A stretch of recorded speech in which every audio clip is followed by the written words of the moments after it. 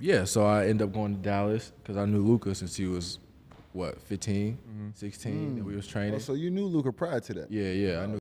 And we talked about it. I was like, all right, like, let's get it. You know what I'm saying? He a bad by the way. That boy can hoop. That's a bad white boy for real. And yeah, so I go there, and it's kind of a little bit of the same thing. A little bit. It was kind of hard for me to play there because me, I like to have the ball. I like to move around and rock and run. And at the time we were kind of playing a slow pace, and we had kind of a lot of guys, a lot of mouths to feed on that team, a lot of egos. So that's never easy, especially when you got a guy that can go get 30 every night and do whatever he wants. So it's like you kind of got to fall in line. And, I had some other off-the-court stuff going on around that time too. So I had a lot of stuff going on in my mental. But, yeah, Dallas was great. I was close to home. So, you know what I'm saying? My parents got to come down. It was nice. I got to go home on off day every now and then. It was cool. And then I go to Boston. I talked to Ime because I worked with Ime in Philly. And so we got tight in Philly. Okay. And he was like, what do you think? Like, you can come here, come off the bench. I'm like, I never came off the bench before. But I'm like, I like money. I like winning. So, fine. Go there. So did you ask to move from Dallas? I didn't ask to move from Dallas. Okay. And I kind of talked to the front office in Dallas, and they were like, nah, we're not going to make any moves, blah, blah, blah. And I'm like, yeah, okay. And a couple weeks later, like they start making moves. It's like, You ain't buy no house this time though. Nah. I didn't buy a house. And really, like I like having these conversations about the trading stuff because it's people have no idea what it's like when you get traded. It's, like you don't know. So but like going into it though, like you always damn killer. Well, you I also don't know how it's like to get drafted. Oh, good point. Okay, so we even. I do.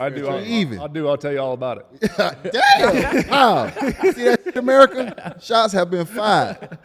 But I'm saying like because everyone's like they're unhappy in their situations to a point, but that doesn't mean it's gonna be good the next place you go. You know what I mean? Like I always tell like even when you're advising and doing these things, like you got to be careful. Like I'm not happy here, but you around get sent to Boston, and you have no control where you're getting traded. You around get sent to Boston.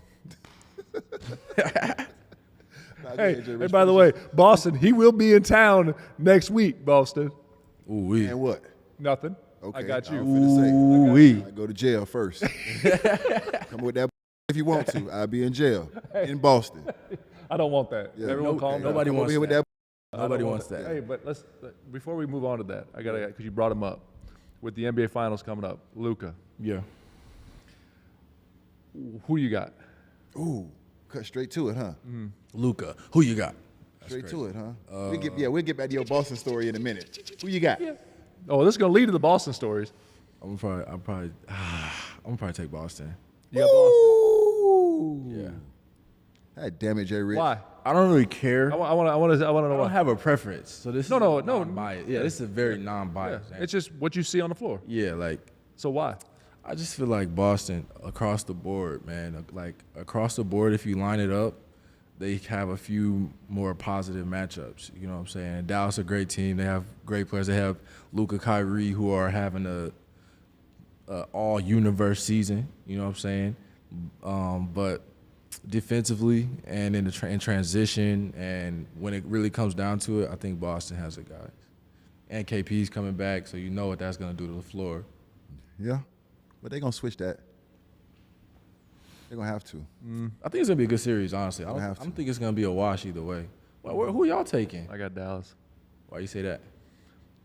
I think it's going to be a 4-minute game, and I like Luka and Kyrie closing games. I feel that. I like Dallas too.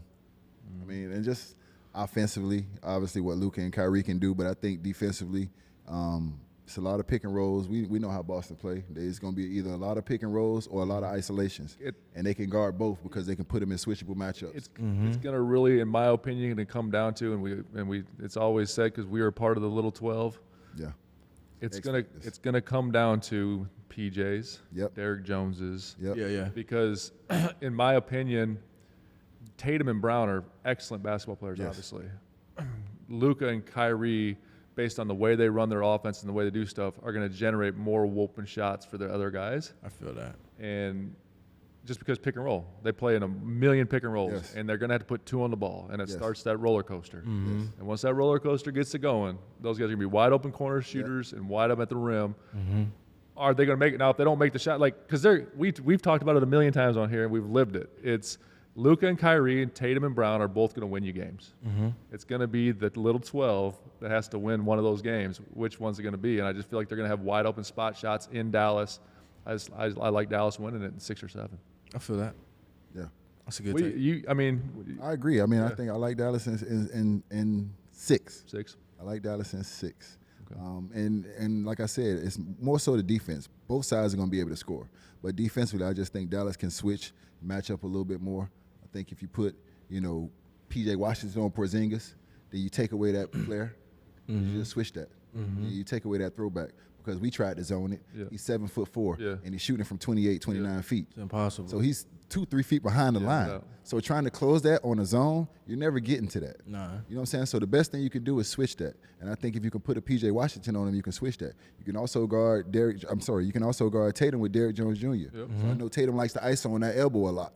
In the Indiana series, he wouldn't even put it on the floor. He just shoot over, turn around, jab you a little bit, put that shoulder in just to create just a little bit of space and get that shot up. Yeah. I don't think he's going to be able to do that over DJ. You know what I'm saying? So I just look at a lot of those matchups, and yes, you got a guy like Lively who can't stop Tatum, but in a switchable matchup with enough space, he can contest a shot and make it tough. He can move his survive for feet. 6 seconds. Yeah, he can move his feet. He can in a switchable matchup. He can make a tough shot. Yeah, he and can. Gafford as well. They're athletic enough where they can make you make a tough shot. Yeah, You know what I'm Gafford's been saying? playing well, too. Yeah, so if you got to make tough shots for 48 minutes all night, I'm going with the team that's going to make you have to make tough shots for 48 minutes. That's just my mentality as a defender. I agree with that. So I'm with y'all on that one. What year were you with Luka then?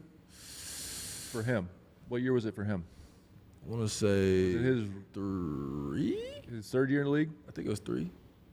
Did you see this Luka? I mean, he Yeah, was killing That's a in great 3rd year. question. But That's a great question. No, he was crushing people. what makes him different? Because to me, he's got freaking the bigger the moment, the better it is. Like, he's elite. And UD touches on this all the time. Actually, guy does an amazing job on ESPN and TNT, by the way.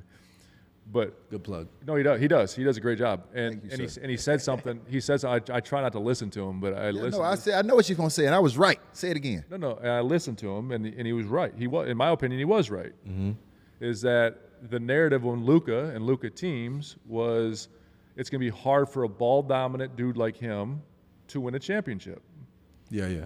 But now he's picking Dallas because he's seeing like what it is. So when you saw him, was it hard to play with him? Mm-hmm. And B, did you see him being able to carry a team to a championship? Yeah, I think that at the time I got there was when he was like ascending, starting like to ascend like crazy though.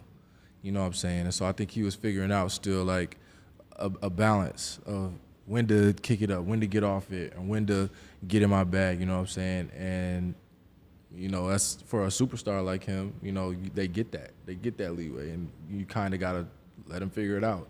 So for me, it was kind of tough. But, I mean, he made some huge shots. Bro. Like, we went to Boston that year.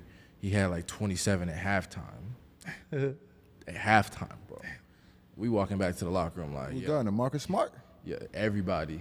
The crowd, everybody. The crowd. By the way, I love the way Luka talks to the crowd. So do I. Yeah. He talked to everybody, too. He got a potty mouth. I love it. He do. Hey, you said something in there, though. I want people to make sure they hear it. Like, you said it wasn't easy for you. Yeah. I tell people all the time, we were completely blessed. We played with, to me, 2 of the best players that ever played the game of basketball. Yeah. 3 of them. Chris put Hell CD in there. Hell yeah. Being a role player, or whatever you want to call us, on teams like that, it's a blessing. It's unbelievable. They don't know how hard it is, though. No. Yeah. Ball dominant guy, like they're supposed to have the ball in their hands. They create everything. They Yes. make their job is to make me better, make you better, make him better, right? Yeah. But sometimes it's hard because you're sitting there, and then all of a sudden, now you got to do something with it, right? Yeah. And listen, So- you expected to make that shit too. If it come to you, you ain't Yeah. touched it for That's your job. For what? It's 48 minutes a game. If you ain't touched that for 47, you better make that shot when you get it. But UD says this about Miami a lot, and he's right. It's not for everybody. Yeah. Playing with stars is not for everybody. Yeah. So talk about that, because so what was your learning curve there before you left there and went to Boston with playing with Luka? What was your learning curve? I'd probably just say really like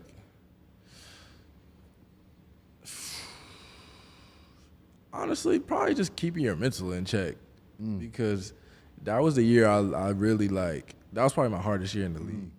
You know what I'm saying? From just a mental standpoint and approaching the game. Like, I was like, you know, waking up some mornings like, bro, I don't even feel like going in today. Like, we got a game at night, and I'm like, I do not feel like playing tonight. You know what I'm saying? Was it because of what was going on in Dallas, or was it because of something else? A little both. You know what I'm saying? Multiple. And you know when something starts happening, it's always a domino effect. Yeah. Something else is gonna. They see it happened in threes. Yeah, and it's like, dang, like come on, I gotta catch a break. Yeah. And so I feel like I learned, like I feel like I grew the most, like off the court and mentally in Dallas. Like I was getting into therapy. You know what I'm saying? Say it again. Yeah. A little therapy. And I was going to ask you about that when you say you was challenged mentally. Therapy is what? It's good for you. That's right. Man. Do not look at therapy in a negative light. You know what I'm saying? I grew up in Oklahoma in the South, so it's like, over there it's like, be a man, like you don't have emotions, like just figure it out. You know what I'm saying?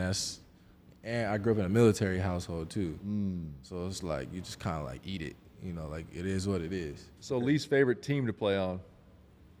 I'd probably say Dallas. Dallas. But she was going through a lot of shit, though. That was just a lot of shit coming at you at once. Yeah. And then you had to get into the mental health part of things and make sure you're your best version. So it was on the court and off the court. But it's almost like it was the most important team, like the most important year. But it was the hardest for me for sure. You was able to evolve and take that next step. Yeah, exactly.